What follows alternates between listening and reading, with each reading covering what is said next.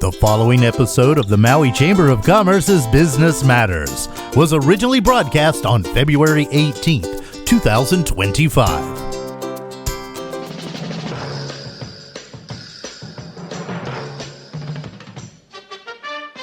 It's time now for Business Matters, brought to you by the Maui Chamber of Commerce.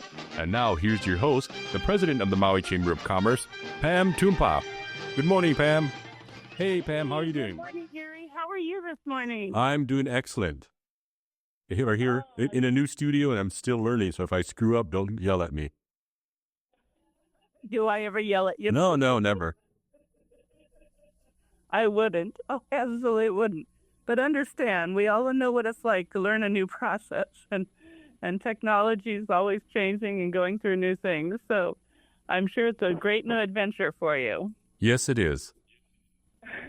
Well, we so appreciate you. Thank you so much for always being our awesome technician and helping produce the show. We really appreciate you, Gary, always. Thank you. You're welcome. Well, to everybody else, welcome to Business Matters. I'm Pamela Tumpap with the Maui Chamber of Commerce, and we're going to have a great day today. First, we're going to talk with Councilmember Tom Cook about what's happening in local government. Then we're going to discuss the current state of transition relief, as we move to recovery efforts for Lahaina fire victims with Jason Economou of Maui United Way. And then we're going to talk to one of our chamber members of Don't Sweat, I Got Your Pet, a professional pet sitting service, and discuss how they care for your furry friends, both big and small. But we already have Councilmember Tom Cook on the line. Tom has spent over 50 years in the construction industry on Maui, managing large-scale projects as a general contractor, to his time now on the Maui County Council as representative for the South Maui District. Councilmember Cook has focused on issues that address the Maui community, like affordable housing, long-term planning for the recovery of Lahaina, water resource management, and more. Good morning, Tom. How are you this morning? Good morning, Pamela. Good morning, Gary. Thank you for the invitation. I'm doing quite well. We had a light rain in Kihei yesterday, keeping it green, and fortunately, no flooding. Oh, thank God. We want that's the kind of rain we want. We want, just a nice gentle rain without huge winds and no flooding. That's perfect. Well, you have been doing a lot of work during this time, especially after the recent flooding that just occurred along South Maui. Can you tell us a little bit about the plans that the county is looking at for repair and recovery in that area? Sure, I can.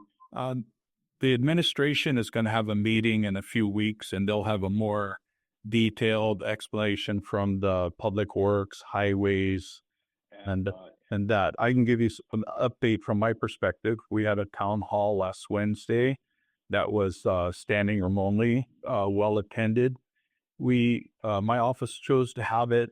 We didn't have all the representatives from the departments to answer all the questions, but we felt strongly that after this major rain event that we had and the flooding and the two incidents of the road washing out and the road closures in South Maui,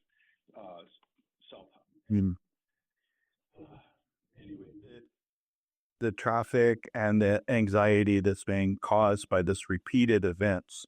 And so it was good to hear from the community. People definitely are frustrated. I had the opportunity to give them an update of some of the things that did happen in the last year, which was cleaning out over 100,000 cubic yards of sediment from the Kalani Akoi drainage basin between Iolani Highway and South Kihei Road. That substantially helped in this flood. And then also $1 million for a multi-year hydraulic study for North PA. So there's a lot in process. People want to hear that it's going to be fixed, and my answer to them, and they get frustrated, the work in progress. Opening the road, the two sections of road being repaired, and the north end of South Kihei Road is underway. It'll be expected to be completed by the end of the month. within the next couple of weeks. Pamela, several people ask me, why don't they work on it day and night? Is it a union problem? Is it funny? Why don't they fix it? Don't they understand? And I understand the frustration when you're doing work on a highway that adjoins the beach. There's FMA. There's a lot of rules. Our government has a very stringent regulatory process. I would agree much of it is needed. I would also agree with the community that in situations like this, it should be acknowledged as a necessity, but put aside. And so the road washed out in two different areas, two different water line breaks. It wasn't from the ocean; it was from the flooding. But it'll be repaired. So anyway, I'll answer some questions, but that's sort of a broad overview of where Councilmember Cook is on this traffic and the flooding. Well, I totally appreciate that, Tom. And again, as we look at crises, I think you bring up a really good point. And of course, from the community standpoint, I can see, well, wait a minute. And I remembered, I can't think of his name at the moment, the old mayor from Minnesota who once upon a time came to brief us, and this was decades ago, from his standpoint on how he was actually saving costs by having people work, different shifts, but day and night to get things done expeditiously. And so I know a lot of people think, well, that'll work. But I'm glad that you brought up, for example, some of the regulatory matters that hamper some of these things and hamper some of the progress in the area, to make sure that we're doing it right. And again, how close you are to the beach and what's going on there.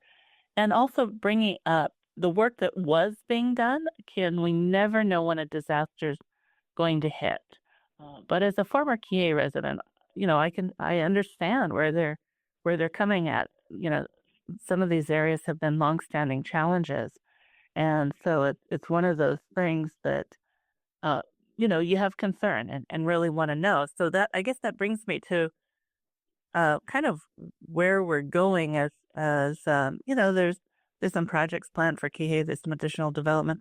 What are some of the challenges of the long-term roadway plan, or what do we need to include in the long-term roadway plan as we move forward with expanding in that area?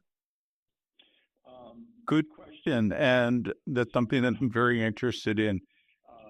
The expedition of getting the North-South Collector Road done, I mean, it's really a sore point in the community because quoted has been prioritized for a long time. And it was an issue of not being able to get a right of entry and having not being able to negotiate with some of the landowners for fractional pieces of their property along the right-of-way, and therefore having to shift gears into an eminent domain deal. But it's just taken way too long. And I'm hoping that the administration will double down and get that done. I know that they are working on it. I hear about it, but I'd really like to see it moving forward. There's two bridges that are problematic. Waikoa, which is by the Shave Ice and Old Suda store in North Kihei, which is bridges. It's really small. There's a challenge. It goes between two existing condominium projects. That is a major drainage basin. Like 1 inch of rain potentially is 197 million gallons going down through that. And if you look on the Pi'ilani Highway, it's a huge bridge. It was designed appropriately. But South Kihei in that area but that bridge was not apparently federal highway standards. They put the new bridge in a few years ago, which has actually become gets blocked up from debris from the flooding. So that bridge needs to be replaced. And then there's the temporary bridge that was started some years ago at the Kalaniakoi Gulch by stream the road. And that bridge was designed to accommodate the flow there, which is major. but it was stopped by some community groups. And so we've had a temporary bridge there for some years. And two bridges need to be replaced. I'd like to just tell the community as a whole that unless we can come to terms and agreement, it's one thing to say, we want the infrastructure done. We need the infrastructure done first. Don't build anything until you fix the infrastructure. But then if you look historically at different groups who have prevented it from happening, I'll give you a prime example. You're familiar with the Pi'ilani Promenade project? Yes, I am. Okay. That project is basically the intersection for the Kihei Upcountry Highway. That developer has had a $20 million cash bond sitting in the county's coffers for, I think, almost 15 years. Don't quote me on the exact amount of time.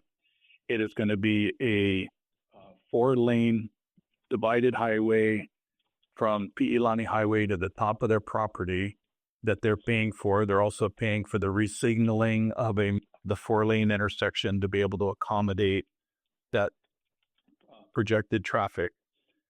It was on the state DOT's list of priorities. It's still on the list, but it's not a priority anymore because the project got held up in court, contested case hearings, et cetera, et cetera, et cetera. There's still a $20 million cash bond, so it's not like the developer is trying to cut corners and not do anything. But community groups prevented it from happening, and they didn't like what was going to be built, and the collateral damage to that was a major highway, transportation, escape route, infrastructure to prevent people from upcountry having to drive all the way down through town. I mean, you can imagine the benefit of that highway. So that's why I'm in office. I'm hoping that I can bring people together and finding some common sense to be able to acknowledge people's concerns, address the concerns in a sincere manner, and also point out and encourage and enable, construct the infrastructure that people want, but they need to understand you can't dictate how infrastructure is. Anyway, I have another one for you if you want. True. Say that again, Tom? I have another road project if you want that's controversial in our area. I do want to talk about that, but I want to say first, you are a great educator, and I always appreciate that. You and I have had many conversations about, the importance of bringing people together, and the key is also helping them understand. As you point out, there have been, you don't want to.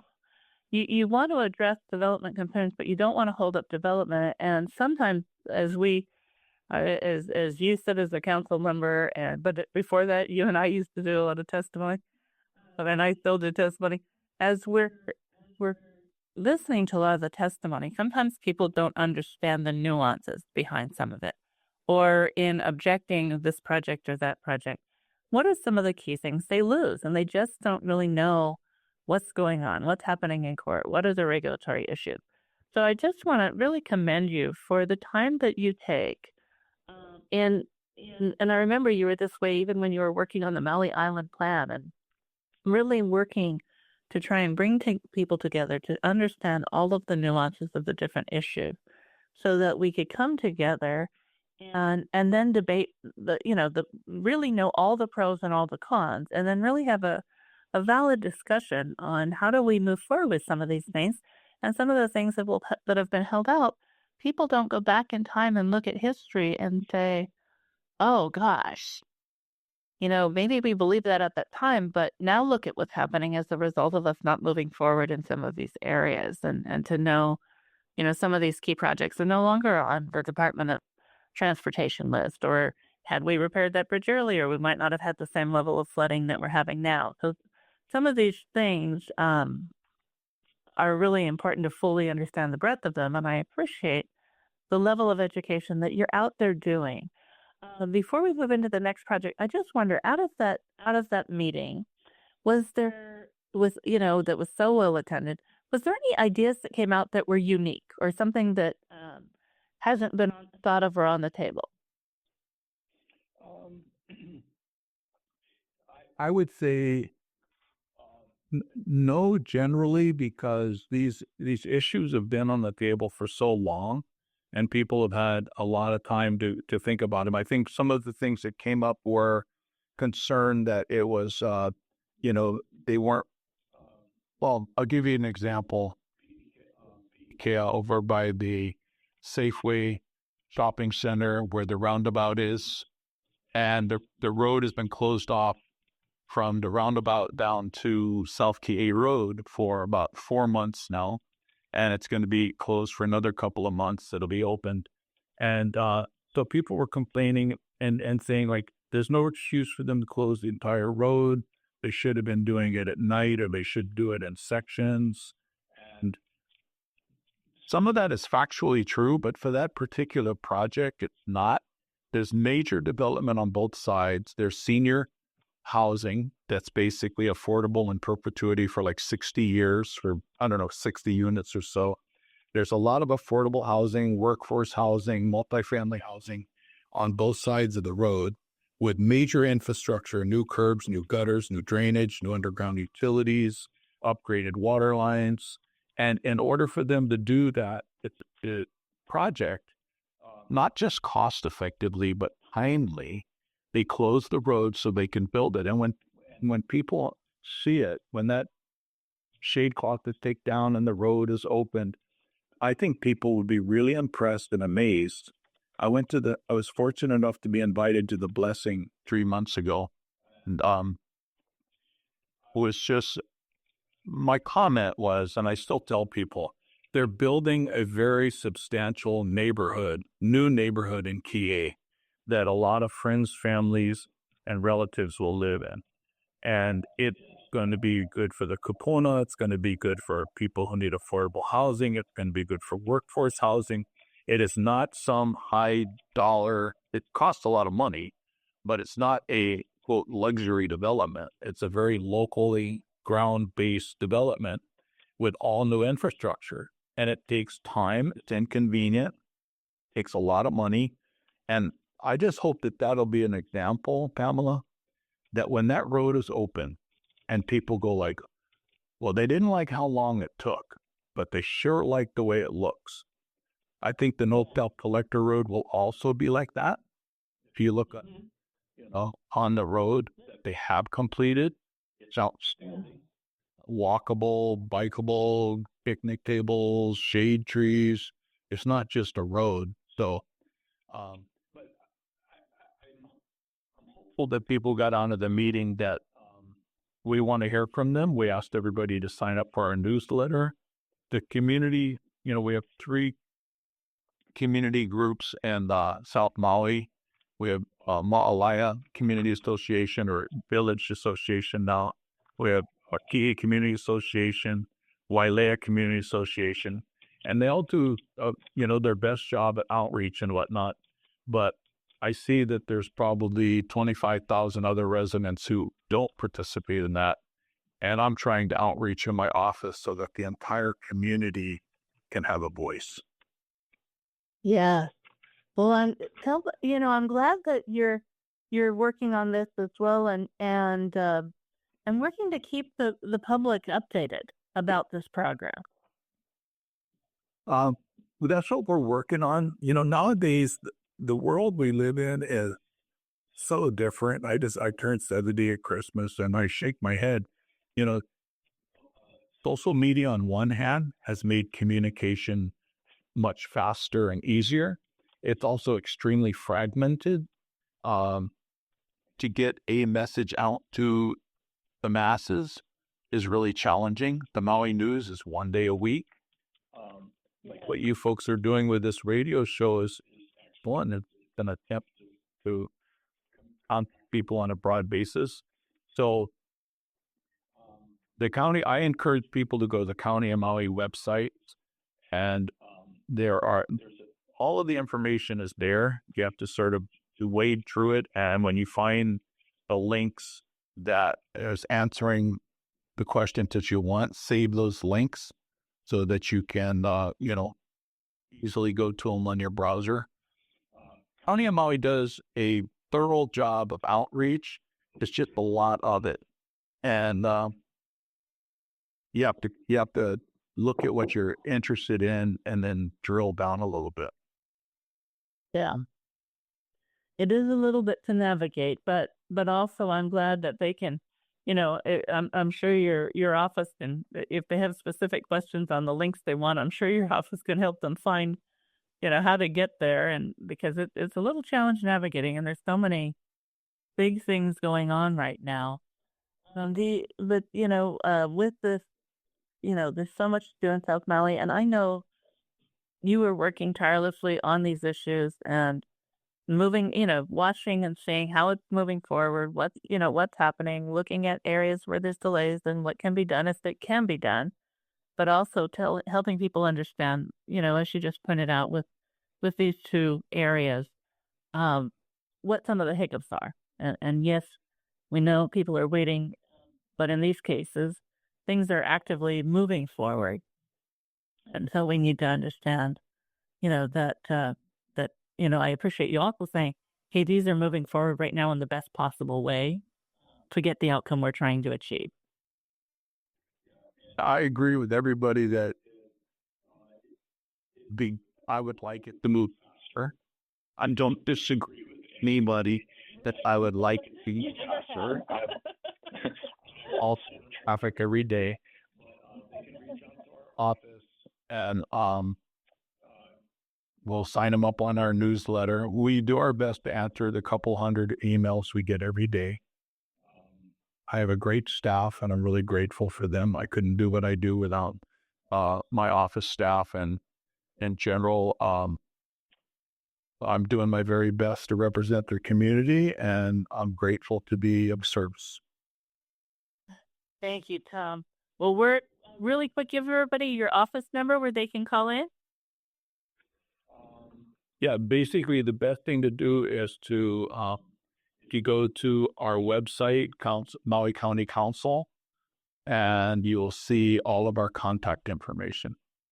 And for each one, I encourage them, because I want to remind everybody that I am the South Maui representative, but I represent all 3 islands and all communities. And so I encourage people to go to the county council website and copy down the links to all 9 council members. All 9 council members represent you and the community, and it's appropriate to. I prefer not to get chain letters. I mean, if you write 9 individual letters, emails, you'll probably get a better response. Might take a little more work, but it's a little more personal. Yep, good point. Well, Tom, thank you so much for joining us this morning and giving us this update for South Maui and what's happening with the flooding and what's happening with some of the projects the community is concerned about. We truly appreciate you and are so glad to have you on the County Council, serving South Maui very well, but as you point out, serving us all. Thank you very much. And I look forward to being invited back again and giving you another update. Oh, you know it. Tom, have a wonderful day. Aloha. Aloha. Okay, Yuri is going to reach out to Jason Economou, but as he does that, I just want to remind everybody that we have 2 exciting events coming up at the Maui Chamber of Commerce. The first one is at the end of this week, February 21st at Swago's. It is the Hawaiian Airlines Annual Luncheon, where you can hear from Hawaiian Airlines CEO Joe Srog on what Hawaiian Airlines has in store. Now, we are running out of tickets, but they are still available today. This event always sells out, so I can't tell you, since Monday was a holiday, how many tickets we have left. But you can purchase it online at mauichamber.com. And also our annual Business Maui fundraiser for the Maui Chamber of Commerce, benefiting programs that support small businesses, is coming up March 29th at the Grand Wailea. And this really helps our many different programs. The scene is Vintage Aloha. So tickets are on sale now, again online at mauichamber.com. We also have amazing sponsorships available. And if you're a business that would like some additional promotion as we bring in a big crowd, we are looking for silent auction item to auction off to help again raise funds for small business program. So please look online, mauichamber.com. You'll find all that and more. And Gary, have we got Jason Economou on? Yes, we do. Oh, great. Why don't Jason, let me just do a quick introduction. Jason is the president and CEO of Maui United Way. He is an attorney and nonprofit professional with a long history of community service and philanthropy. I'm sure you know his name well. Prior to joining Maui United Way, Jason established himself as an expert in public policy, land use regulation, and legislation through advocacy through his law firm, Economou Law and Consulting, and his tenure as a government affairs director for the Realtors Association of Maui. Jason graduated magna cum laude from with honors program at the Citadel with a degree in English, and he earned his Juris Doctor degree from Charleston School of Law. Good morning, Jason. How are you? Good morning. I'm good. I gave you the long bio by accident. Wow, that was a lot. I thought you did great.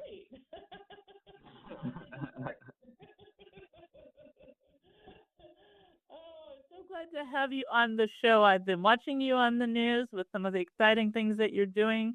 Please give us a quick overview of how the Maui United Way is starting to transition from relief efforts to long-term recovery planning for Lahaina. You've been front and center in that. Yeah, we're really proud of the work that we did in the immediate aftermath of the fires, especially, in providing direct assistance to fire survivors. In that short period of time afterwards, it was just a flurry of activity. We put out a lot of money in grants. We put out a lot of money in direct assistance. And now that some time has passed, we are taking a much more strategic approach to the long-term recovery effort. So part of that is, really being thoughtful about our programming. And, thankfully, we have some amazing partners. The Century Foundation through Century Insurance has given us now over $2 million worth of support to provide mental health support to youth that were impacted by the fires. And, this is called the Century Malamana Keiki Initiative. And the idea behind it is to really build resiliency and build back up the community by meeting the youth in the community where they are with professionals from the community. And the hope is that we can give them the skills and the tools necessary to support themselves and support each other, going through the mental health aspect of it. In addition to that, though, we're really proud of the collaborative work that we're doing with other funders in the community. So the Maui Recovery Funders Collaborative is another project that we're involved in where we're getting a lot of funders, Kaiser Permanente Foundation, Nuestro Futuro, Castle Foundation, a whole bunch of funders around one table, and we're approaching projects together. And, we think that that's a model that is great for recovery. It's something that we think is going to be duplicated and replicated in other communities that have been impacted by disaster. But we also think it's a great model for philanthropy in general, especially now that we're concerned about the sufficiency of federal funds moving forward. Absolutely. It's a huge concern. And of course, we're all sitting with bated breath, but planning forward anyway, looking at other avenues and things that can be done. So I agree. I think that's going to be a phenomenal model. You mentioned some of the programs that you did early on. What is the current state of the impact grants made from United Way to different agencies and programs that serve Maui County during this time? And they serve Maui County always, but particularly during this time. Our community impact grants? That's what you're asking about? Yeah. So that's one of those ongoing conversations that we're having. we want to focus on being sustainable and helping the community. And we're still exploring whether we're going to continue with our traditional community impact grants that ran on a 2-year cycle. But a lot of the feedback that we got from organizations that were getting the community impact grants was that it wasn't a ton of support, and the reporting requirements were a little challenging. So one of the things that we're going to do if we move forward with that is we'll likely either revamp the process, but a big part of our focus as we explore how we're going to move forward is also providing support to nonprofits to get funding through other avenues. So we're really proud of the grants technical assistance that we've been providing. And, if anybody wants to go to our website, they can find a series of videos of workshops that we did to teach people how to write grants and teach smaller nonprofits how to write grants and receive grants and manage them. We want to expand on that. So it's kind of that idea of, instead of giving a fish, teaching people how to fish. And that's the approach that we want to take with nonprofits as well. Build up the capacity of nonprofits to get more funders than just Maui United Way. Yeah, I think that's very important. And again, this is, Maui United Way, back when I ran it, we had 32 health and human service agencies, and we were always a portion of their funding, but to different degrees based on their size. It was, again, a portion, and some of them it was a larger portion, and some of it was median, and some of it was a smaller portion. But really, that's critical. And there's so many new nonprofits that have come up as well that are just getting started that really need that help. And then there's some of the longer term agencies that, as you say, we just need to give them some additional tools. So I love that concept that you're really expanding their capacity and helping them seek additional funds. And all of that then better leverages Maui United Waste funds for long-term planning as well. And their long-term planning, which is great. I think a big part of the hope as well is that these smaller nonprofits and smaller organizations that want to become nonprofits really need to explore the broader nonprofit ecosystem in Maui County. Maui County is a little bit unusual of a jurisdiction because we have a ton of nonprofits. And I know that nonprofits are founded from a place of love for the community, love for the work that you're doing, this passion to really focus on the community. But what happens when you have so many nonprofits that have similar missions that are duplicating their efforts, you end up going after a lot of the same funding in this limited funding area.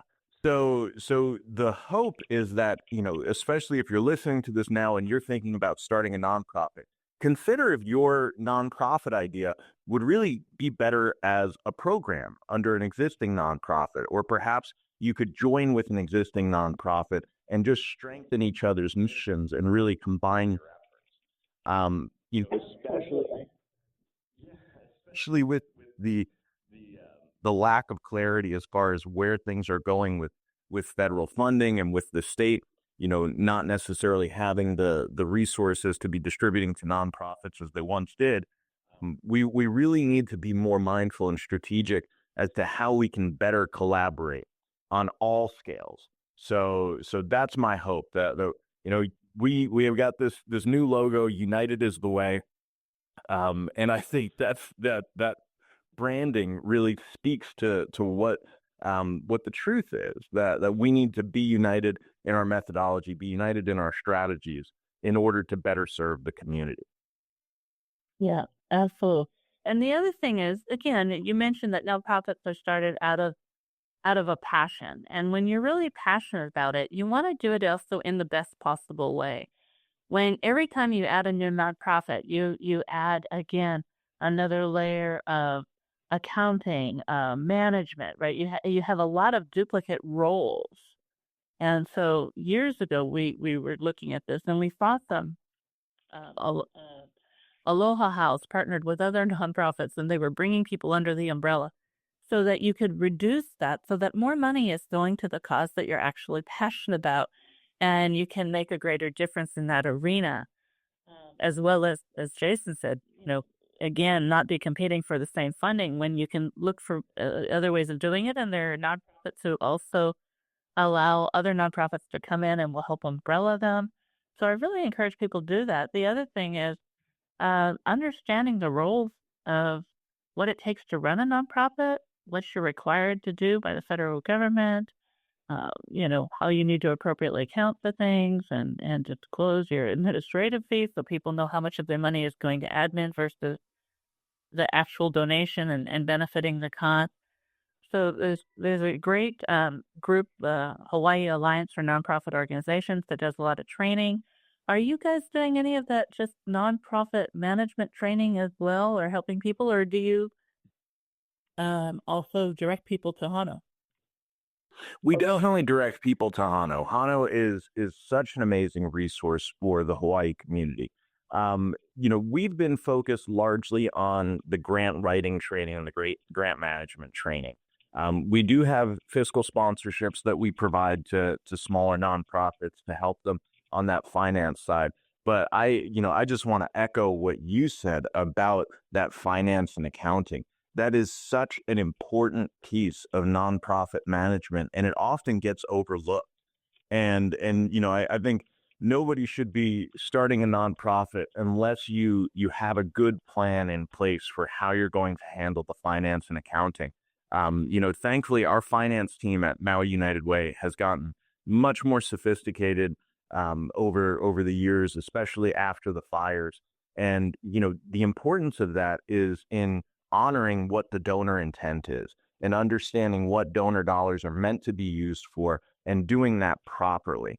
And that's one of those things that even, older, more established nonprofits, when you get an influx of funding like that which occurred after the fires, it gets really difficult to handle the accounting and finance function. So, that is one of those pieces that we definitely need more training and support for nonprofits in Hawaii and Maui County specifically.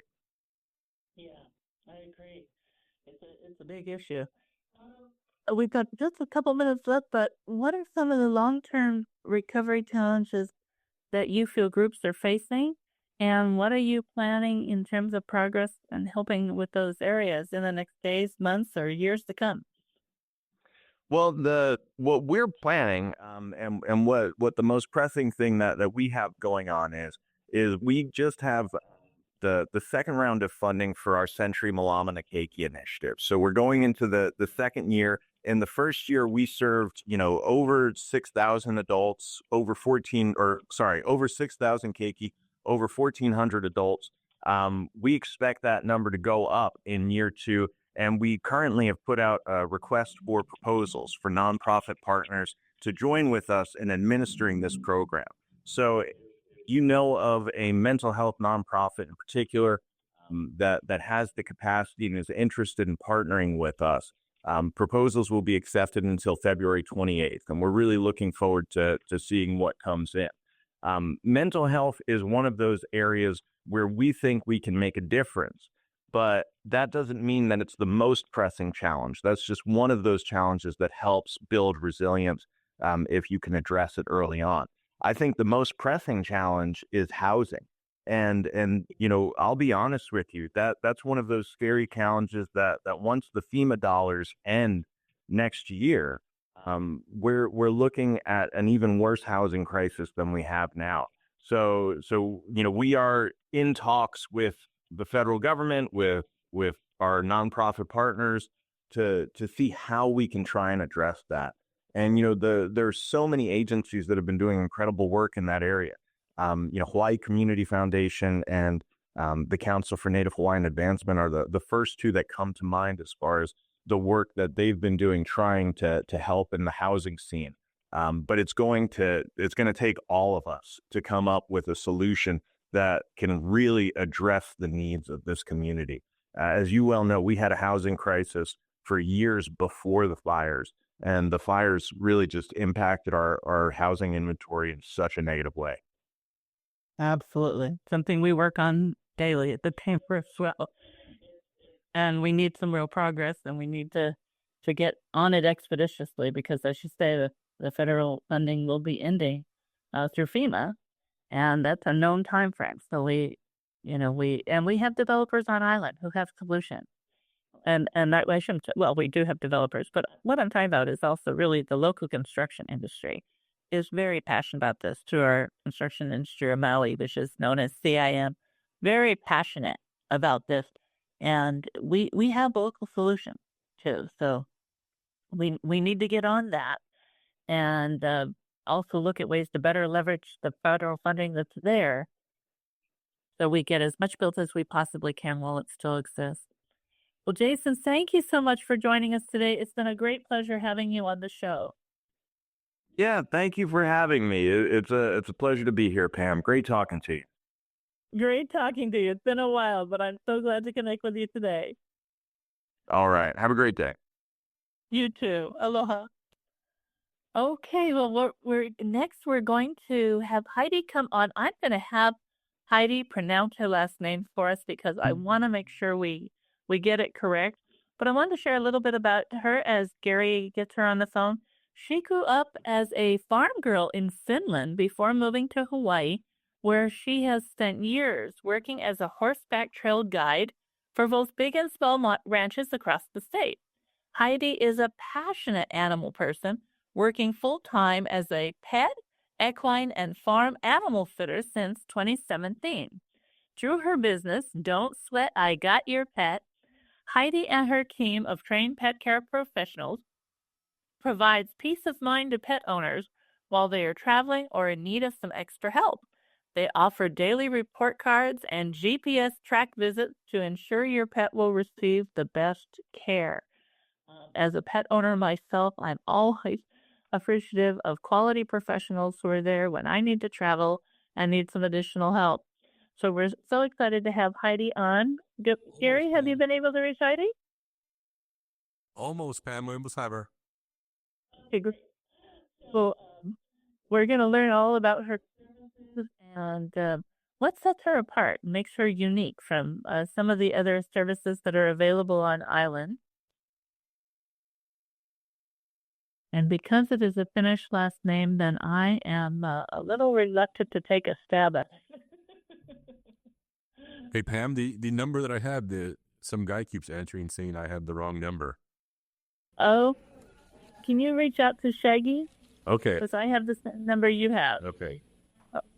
Okay, awesome. Keep talking. Okay. Thanks, Gary. And let's check in with Shaggy really quick.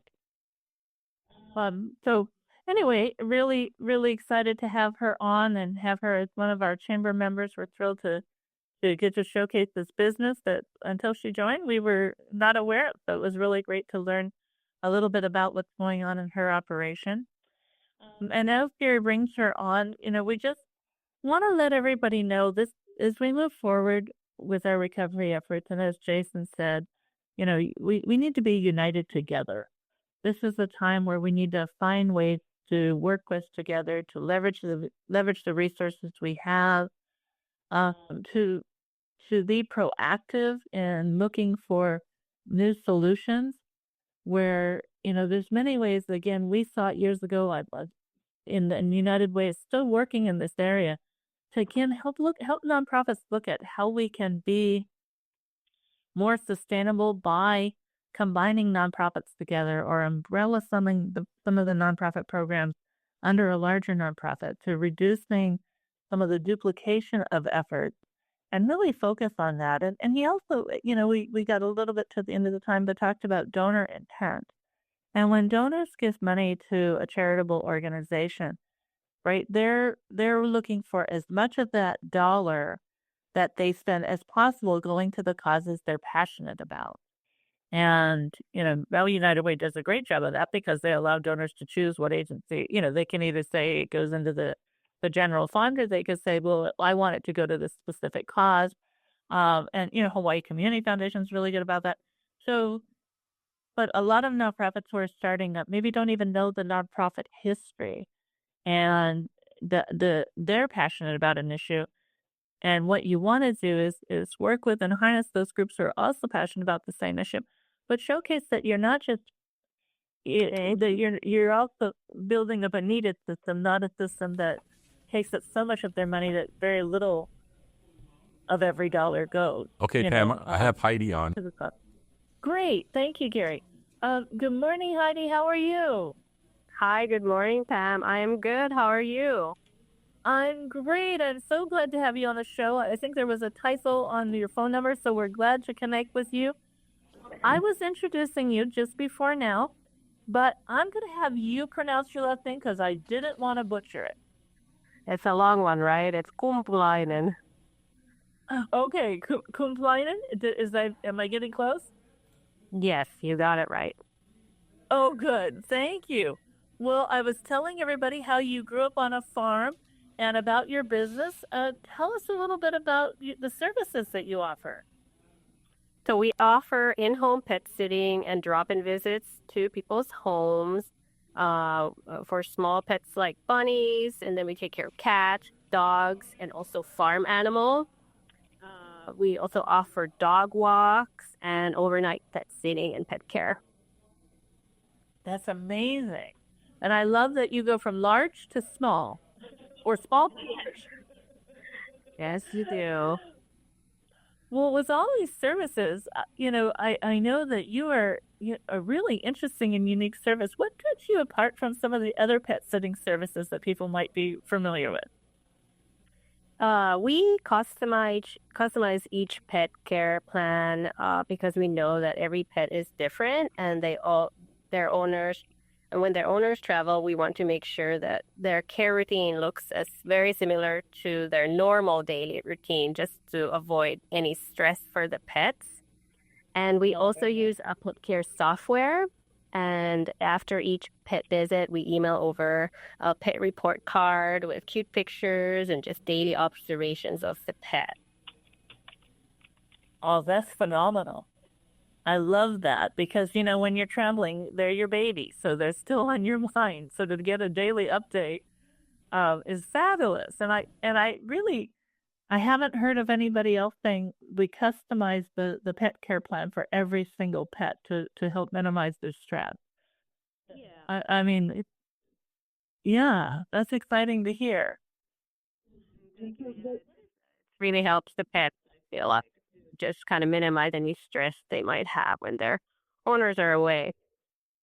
Yeah, absolutely. So you must have also a very thorough intake process to really understand each pet and what their routines and habits are. Yes, we do. So you mentioned in the bio, I noticed that you have a staff and you've been working very closely and they're all trained professionals. Can you tell us a little bit about your trained staff and the process of how you train them for this type of business? Yeah. So our pet sitters have completed a pet sitter training course. It's a 6-hour course online, and they learn to read pet body language and also prepare for any emergency situations. They also have completed a dog and cat first aid certification so that we're prepared for, anything that might arise while the owner is away. Wow, that's unique. It is. Well, and I know that it comes from your long-standing background of being a farm girl and working with animals for years and years. So, do you serve all parts of the island? We serve Kihei, Wailea, Town, Upcountry, North Shore, and Kapalua at the moment. Okay.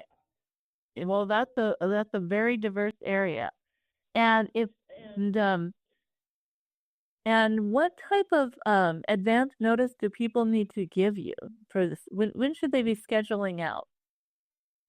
I would say at least 2 weeks. 2 weeks out would be great, just so we can go through the intake process and customize the pet care plan. We'll have a meet and greet with one of our pet sitters. So I would say 2 weeks would be great. Sometimes we don't always get that. Some people like to book real early, month and a half ahead, but that's okay. I think 2 weeks would be ideal.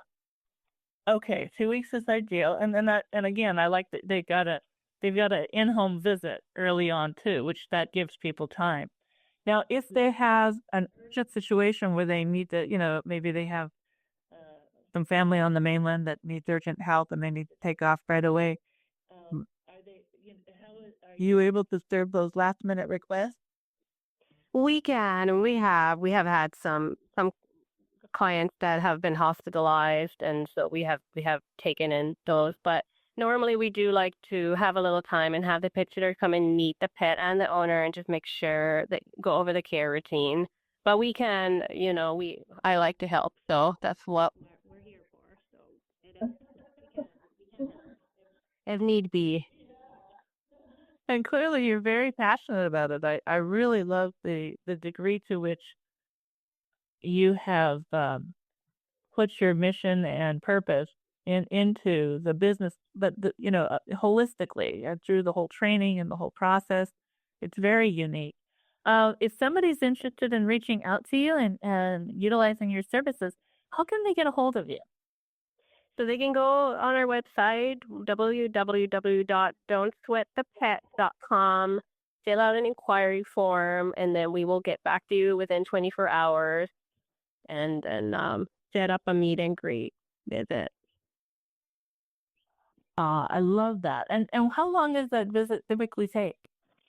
It's a 30-minute meet and greet, so that usually gives enough time to go over the whole routine.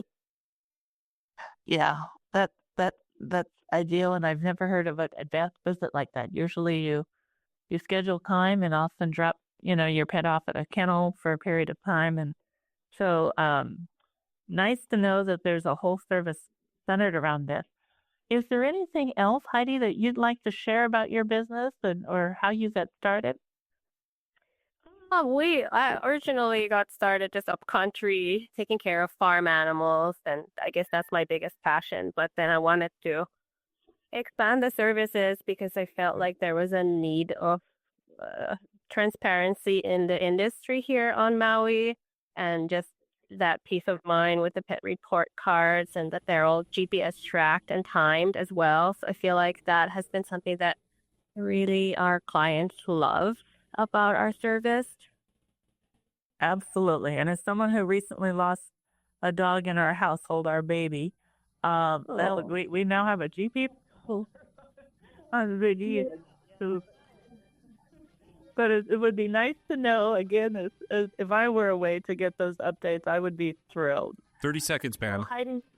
Oh, thank you, Gary. Heidi, thank you for all that you do in our community. Thank you for being on the show this morning. And just want to remind everybody that Heidi's got an amazing service, home pet sitting. So make sure that you reach out to her, if you have that type of need. So blessings and aloha to you, Heidi, and also to our guests. We hope you'll join us again next Tuesday for another Business Matters at 7:05 and listen in on Friday at 12:05 for a rebroadcast.